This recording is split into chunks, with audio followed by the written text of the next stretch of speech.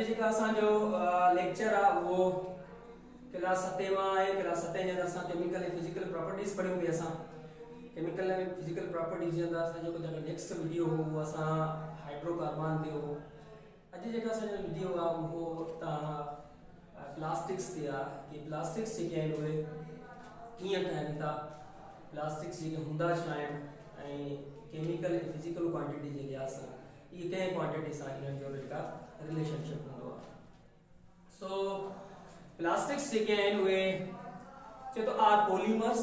Plastics जेके आहिनि उहे पॉलीमर्स थींदा आहिनि made up of small identical molecules called monomers.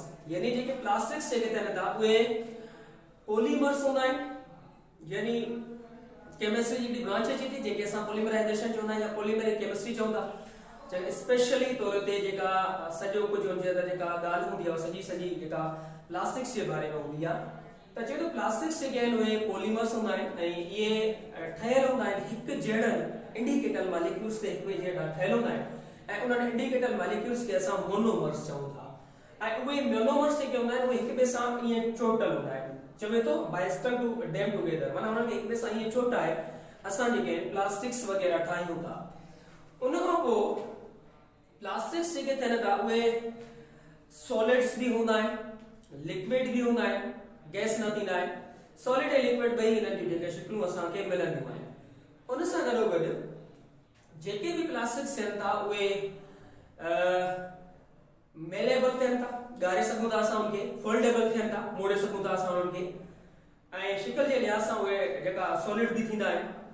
सो इहे ख़ासियतूं जेके आहिनि इहे आम तौर ते प्लास्टिक्स जे अंदरि जेके पायूं वञनि थियूं, यानी उन्हनि जो मोड़जण या उन्हनि खे असां फोल्ड कराइण, इहे ख़ासियतूं जेके उन्हनि जे अंदरि थियनि थियूं। भले उहे सॉलिड्स आहिनि पर उन्हनि खे असां मोड़े ऐं करे सघूं था, उनजे अंदरि इहा ख़ासियत आहे।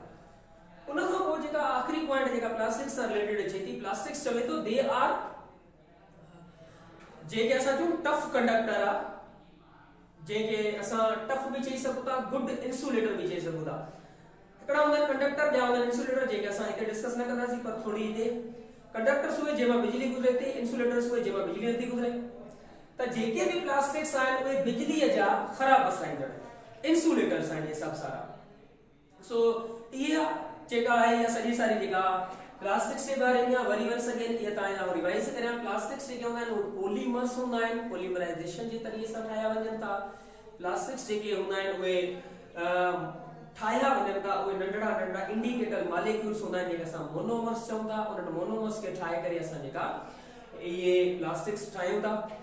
उन खां पोइ इहे हिकु जहिड़ा मॉलिक्यूल हिक ॿिए सां चोटाइबा आहिनि ऐं इन्हनि जे ई बदिलो जेका प्लास्टिक जी शिकिल ज़ाहिर थींदी आहे। उन खां पोइ प्लास्टिक्स जेके हूंदा आहिनि उहे सॉलिड बि थी सघनि था ऐं लिक्विड बि थी सघनि था। सॉलिड हूंदे बि असां उन्हनि खे मोड़े सघूं था, असां उन्हनि खे जेका मेल्ट कराए सघूं था, ॻारे सघूं था। इहा असां जेका इनजी क्वांटिटी जेका ख़ासियत आहे हिकिड़ी क़िस्म जी। उन खां पोइ इहे जेके आहिनि इहे बिजली जा टफ इंसुलेटर आहिनि, माना माॻे ई बिजली न गुज़रे। इलेक्ट्रिसिटी जा बिल्कुलु टफ एंड गुड इंसुलेटर्स आहिनि, ठुप इन्हनि मां बिजली नथी गुज़रे। So thank you, bye bye. हाणे वरी